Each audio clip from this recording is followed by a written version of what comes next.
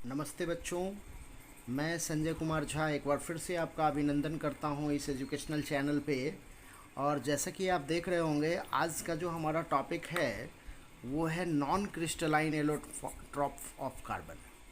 पिछले वीडियो में हमने क्रिस्टलाइन एलोट्रॉप्स के बारे में बात किया था। आज हम लोग बात करने जा रहे हैं non crystalline allotropes of carbon के बारे में। देखिए, non crystalline allotropes of carbon कहने का मतलब क्या, they have not some specific geometrical shape. Non crystalline का मतलब क्या होता है कि specific geometrical shape not present. Generally specific geometrical shape present नहीं होता है ना। मतलब वो लिक्विड के स्टेट में भी हो सकता है, वो गैसेस स्टेट में भी हो सकता है, वो पाउडरी फॉर्म में हो सकता है ना। वो किस किस फॉर्म में हो सकता है, वो लिक्विड के फॉर्म में हो सकता है, वो गैसियस स्टेट के फॉर्म में हो सकता है, वो पाउडर्ड फॉर्म में हो सकता है, ओके। सॉलिड फॉर्म में हो सकता है, लेकिन उसका कोई स्पेसिफिक ज्योमेट्रिकल शेप नहीं होगा, जैसे मिट्टी का टुकड़ा वगैरह इस टाइप का, ठीक है ना। तो कुछ ऐसा होता है ये।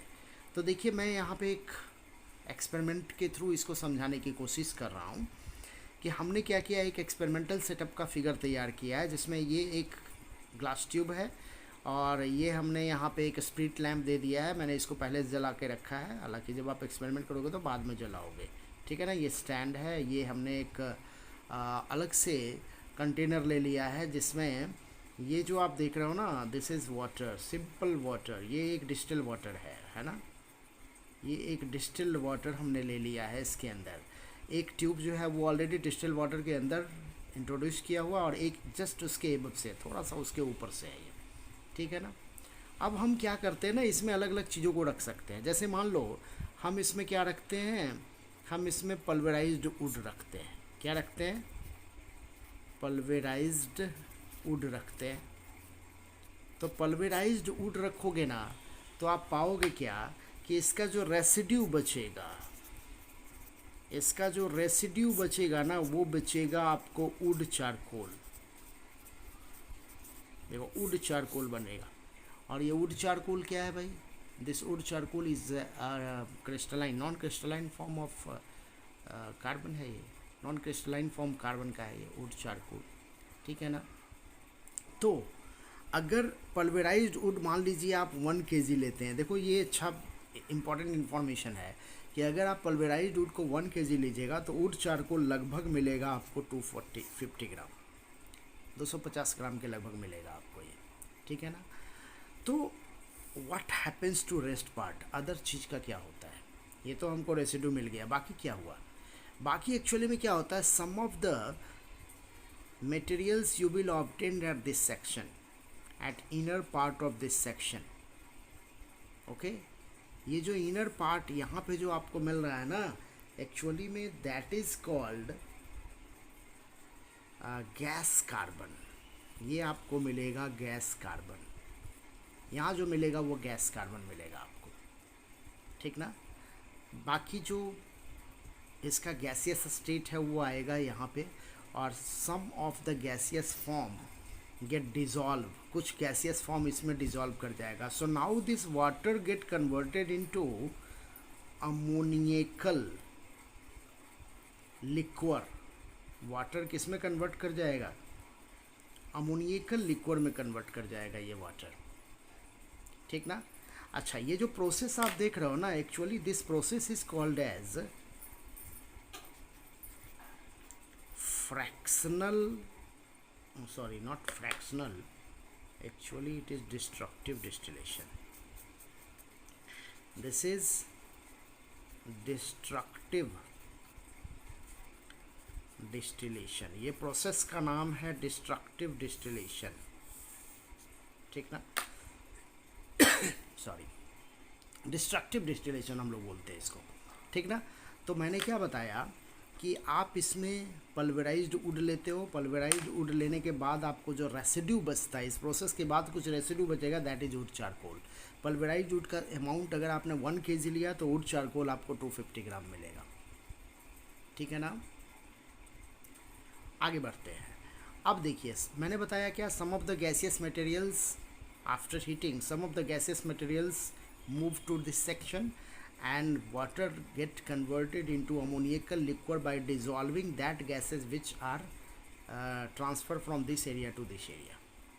ओके तो इसमें डिज़ोल्व कर गया. कुछ ऐसे भी गैस होंगे जो अनडिज़ोल्व होंगे, मतलब वो डिज़ोल्व नहीं कर पाएंगे. तो जो अनडिज़ोल्व होंगे ना वो आपको यहाँ से निकलेंगे. और यहाँ पे जब आप एक बर्निंग मैच स्टिक लेके आते हो, बर्निंग मैच स्टिक आओगे ना तो ये जलेगा. Here it produces flame.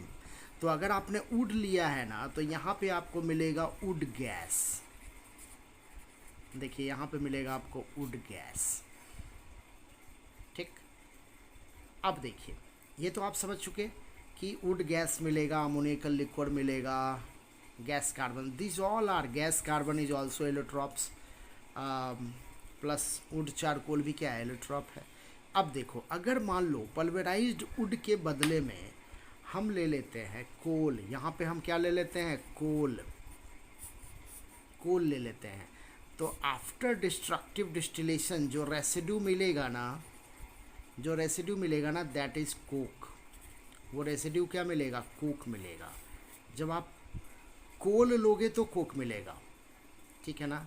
ये कोक वो नहीं है जो आप ड्रिंक करते हो, कोका कोला वाला कोक नहीं है, ये अलग कोक है. Okay, this is also allotrope of carbon. ये भी कार्बन का एक एलोट्रॉप है. तो जब कोल लेते हो तो क्या मिलेगा, कोक मिलेगा.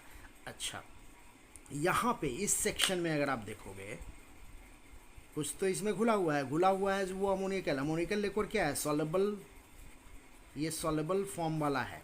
और कुछ आपको यहाँ मिलेगा. देखिए some of the residual matter undissolved part जिसको हम लोग बोल सकते हैं वो आपको यहाँ मिलेगा. This is what, this is coal तार.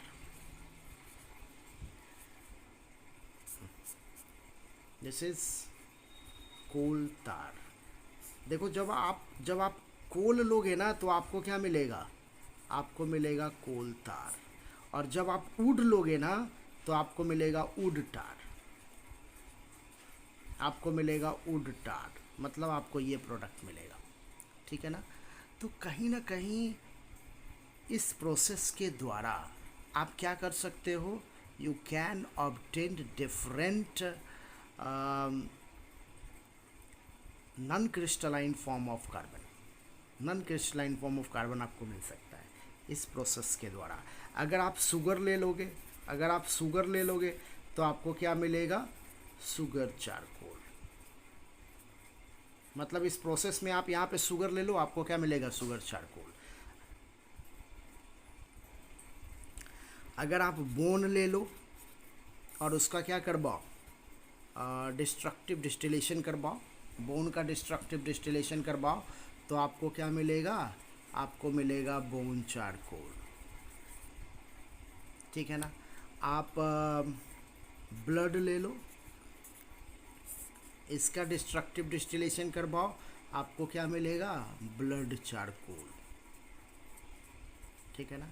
सो this both are under the category of animal charcoal. इसको हम लोग क्या बोलते हैं, एनिमल चारकोल बोलते हैं.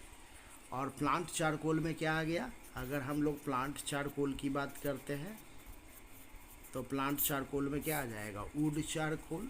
अभी हमने बताया वुड चारकोल, ये आपको आ गया प्लांट चारकोल में. ठीक है ना. तो यूटिलाइजेशन देख लेते हैं, यूजेस देख लेते हैं. अब देखो अगर हम लोग यूज करेंगे किसका, जैसे चारकोल हो गया,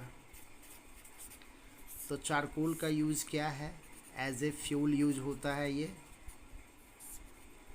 as a reducing agent use करते हैं हम लोग इसका, है ना. मेटलर्जी में रिड्यूसिंग एजेंट के रूप में चारकोल यूज़ किया जाता है. ठीक ना. अगर हम लोग कोक का ले लेते हैं, ये भी एज ए रिड्यूसिंग एजेंट. इसका तो इलेक्ट्रोड भी बनाया जाता है, यूज टू फॉर्म इलेक्ट्रोड भी बना सकते हो आप. इसका कोक का इलेक्ट्रोड भी बनाया जाता है. ठीक ना. उसी तरह से अगर आप देखोगे अमोनियकल लिक्विड, जैसे इसमें आया था ना, अमोनियकल लिक्विड प्रोडक्ट में आया था,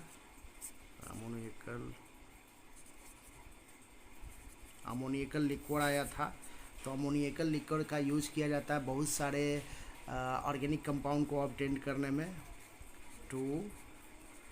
to obtained different organic compound, अलग अलग टाइप के ऑर्गेनिक कंपाउंड को बनाने में अमोनियकल लिक्विड का यूज़ करते हैं। और वुड टार था आपका, वुड टार था और कोल टार भी था, तो डाई के रूप में इसका यूज़ करते हैं, डाइंग एजेंट के रूप में इसका यूज़ किया जाता है, ठीक है ना।